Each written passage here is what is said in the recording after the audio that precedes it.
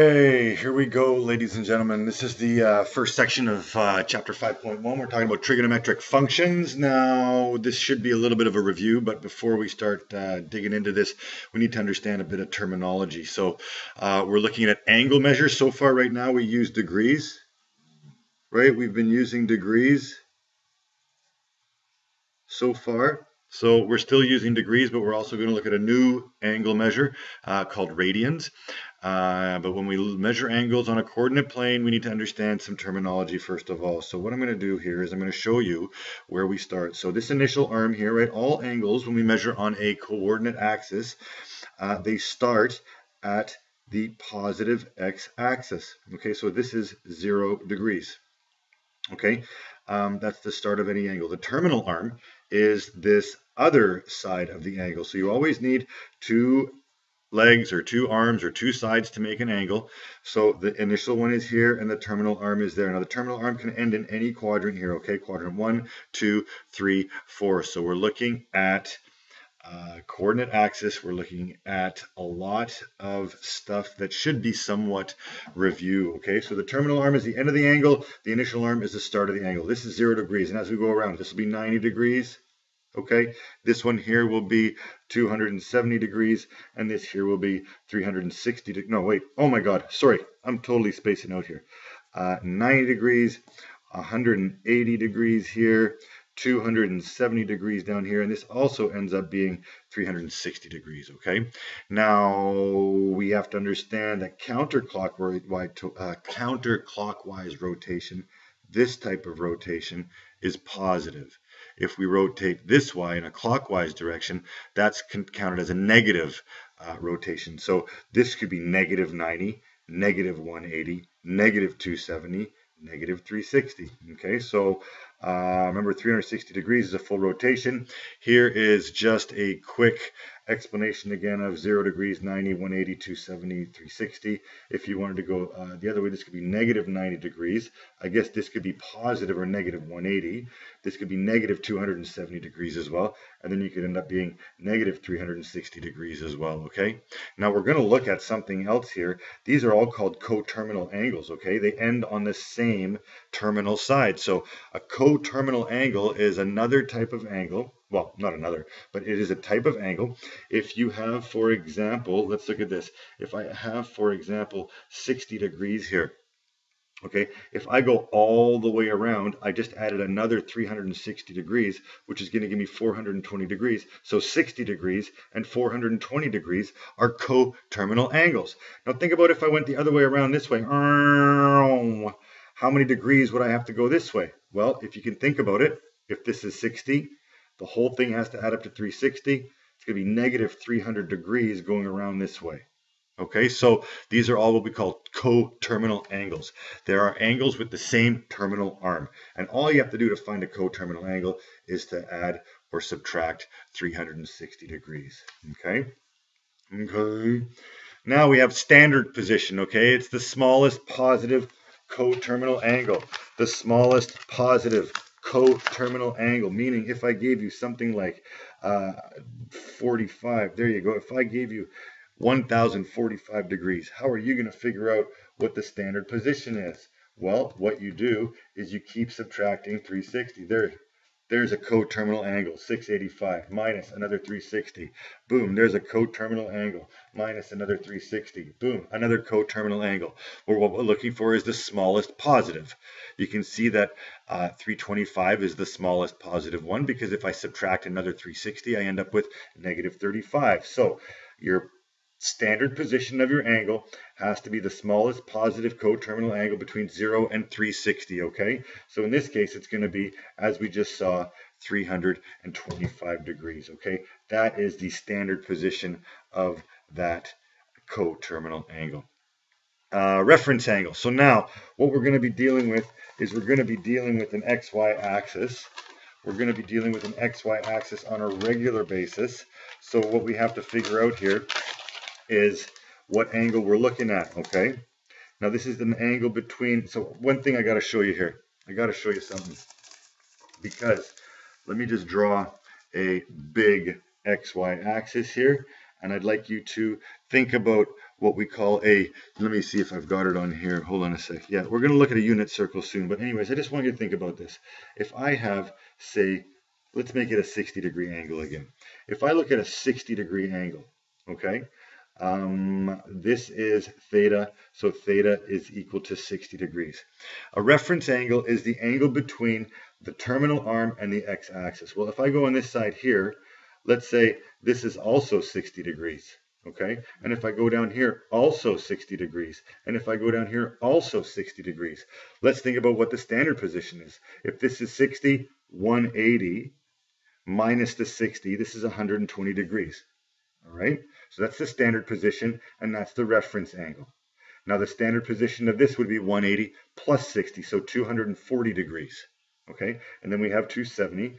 Now, if this is 60, 360 minus 60, we're going to have 300 degrees here as well. So what I'd like you to look at are these four angles, okay? 60, 120, 240, 300. The reason they are of importance is because what you're looking at, if you think about a trig function here, right? We're looking at opposite, we're looking at adjacent, and we're looking at hypotenuse.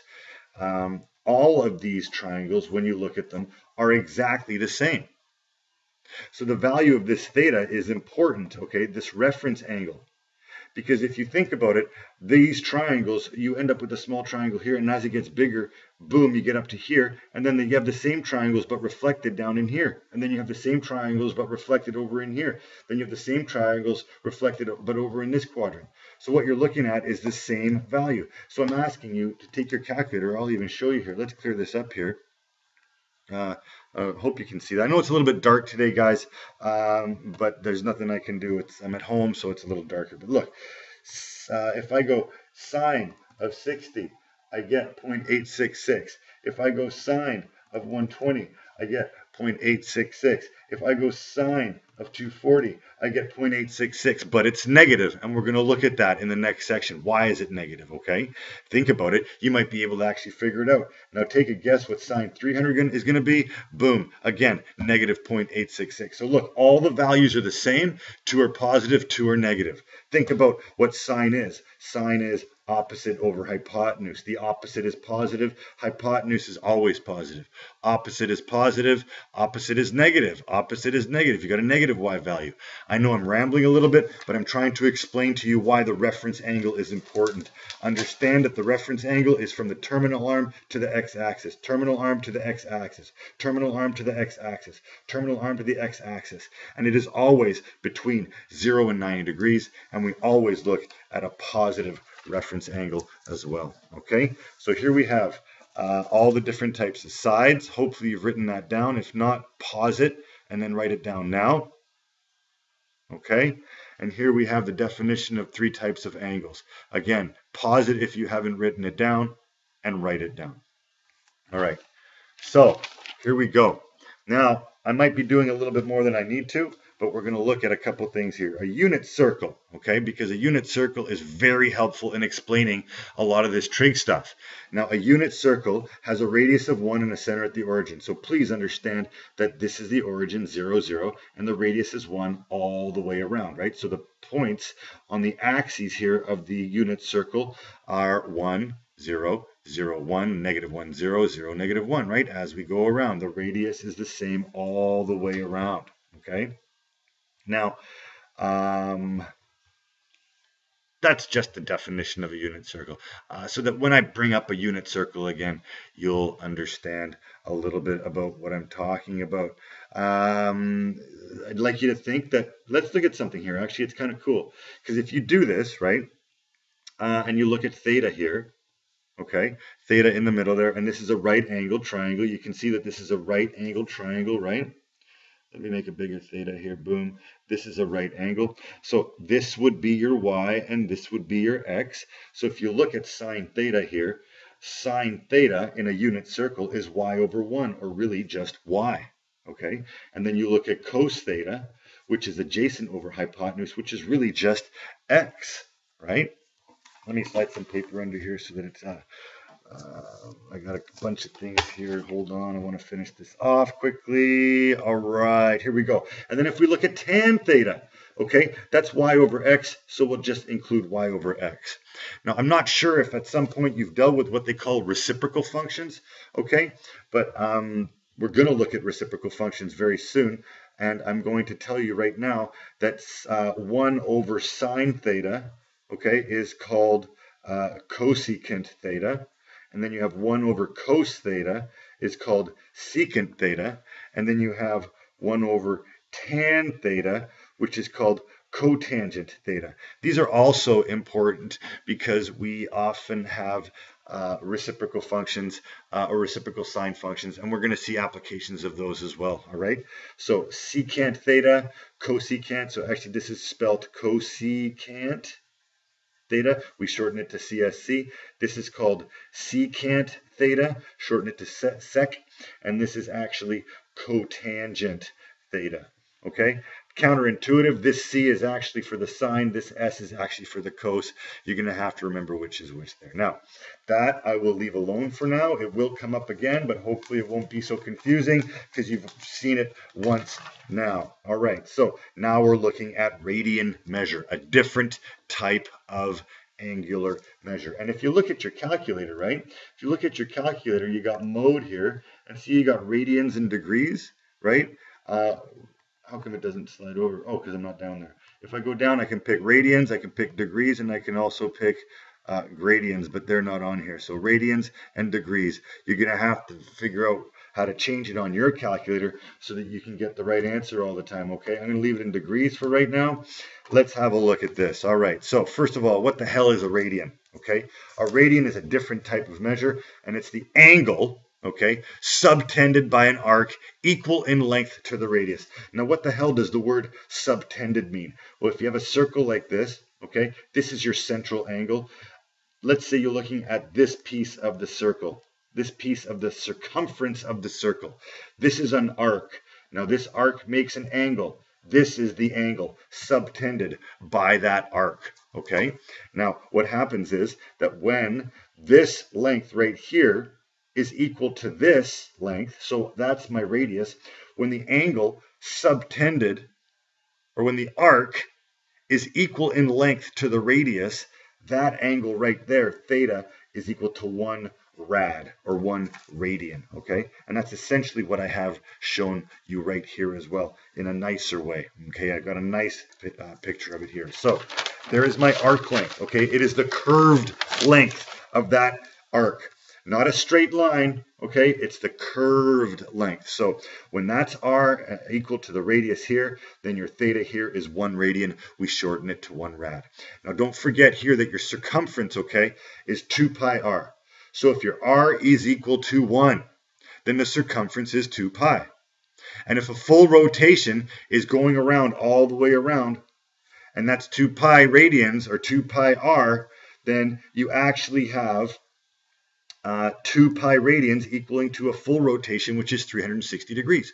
So here again, let's try and explain this to you. It's a little confusing for some people. Hopefully we can wrap our heads around it, okay? The circumference is equal to 1 full rotation. So we get the relationship 360 degrees because 1 full rotation is equal to 2 pi r. And if 2 pi r here, right, 2 pi r, then you get 2 pi radians because the r is equal to a radian essentially, right? This r is equal to the radian, right? So 360 degrees is equal to 2 pi radians. Now understand that this radians is a unit. It's not 2 pi times radians. It's 2 pi radians, okay? It's a degree. This is a measurement. It's like centimeters or inches or degrees. It's 2 pi radians, okay? Now we simplify it. This is kind of your conversion factor. 180 degrees is equal to pi, okay? Radians, pi rads. Okay, that is a big thing that we're going to be using when we start doing conversions. And now we can convert between degrees and radians, all right? We can convert between degrees and radians because we know that if pi radians is equal to 180, then we can figure out how big 1 rad is. We'll figure out how big 1 rad is. If you want to know in degrees how big it is, right? You use the conversion. You have 180 degrees over pi, rads. Let's do rads here. Okay, pi rads over 180 degrees. So this is your conversion. If you want degrees, you have degrees on top, you cancel rads. If you want radians, you have degrees on the bottom, you cancel degrees. I think I said top here, but you got to have rads on top, rads on bottom if you want to cancel, degrees on top, degrees on bottom if you want to cancel. So think about it. Let's convert something now. If I had 60 degrees, or do I have any here? Let me just have a quick look. No, okay, so if I have 60 degrees, I want to convert that into radians. Well, we use this conversion. Which one? Which one do we use? I want to get rid of degrees, so I put them on the bottom, 180 degrees, and I have pi rads on top. Now, what we often do is we keep our degree measurement in radians. Our angle measurement in pi radians, okay, if we can. So what we do is we often reduce this, and hopefully you can see that 60 over 80 reduces to 1/3, so it's 1/3 pi radians, or pi over 3 rads, okay? That is a simple conversion. You will see pi over 3 a lot. We're going to be using that tons, okay?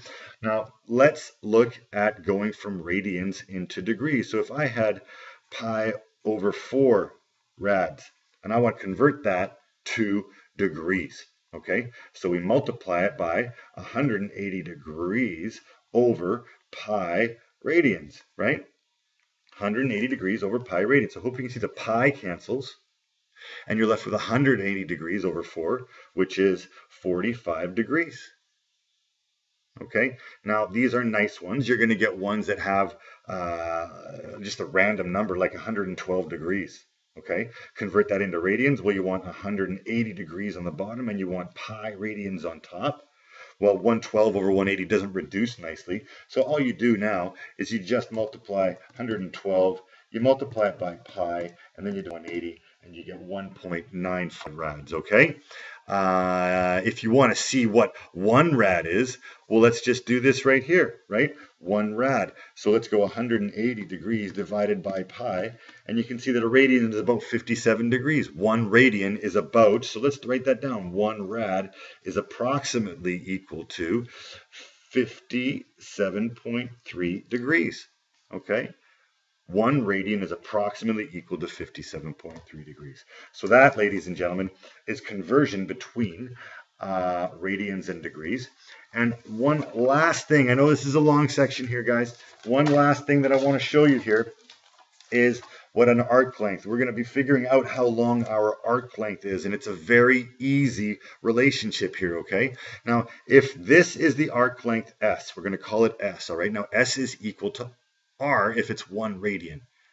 So if if theta is a radian, okay, then that means that you have R, your radius, is your arc length. So there's a direct proportion here, okay? So R is your radius, theta is your central angle measured in radians right now, okay? And S is your arc. So arc length is directly proportional to the angle theta and the radius r. So here is our relationship. If theta is in radians, then S is equal to R times theta. So if theta is equal to 1 radian, it means your S is equal to R, right? If this is 1 radian, it means S equals R. And boom, there we go, okay? If theta is 2 radians, then it means that your arc length is twice as long as the radius, okay? This is gold right here, ladies and gentlemen. That is gold, okay? Again, let's say this. If theta is in radians, which it will be, and if it's not, you're going to convert it into radians, okay? If theta is in radians, then the S, the arc length, is equal to the radius times your angle, okay, in radians, because let's make a comparison here. Again, if this is R, if this is equal to your radius, then that is 1 radian. Okay, if this arc length is equal to your radius, then this is 1 radian. So the S, The arc length is equal to the radius times 1 in that case, okay? That's how we get that relationship. Let's see if we can find out how to answer these last two questions, and then we'll be done, okay? Find the arc length if r is equal to 5 and theta is 60. So what you need to do is convert 60 degrees into radians. Now, think of our conversion. It's pi rads, okay, is equal to 180 degrees. So it's either pi over 180 or 180 over pi. We want to get rid of degrees, so we put those on the bottom and we put pi on the top. Pi rads, okay? Now, we reduce this, that becomes 1/3, so that's equal to pi over 3, or 1/3 pi, right?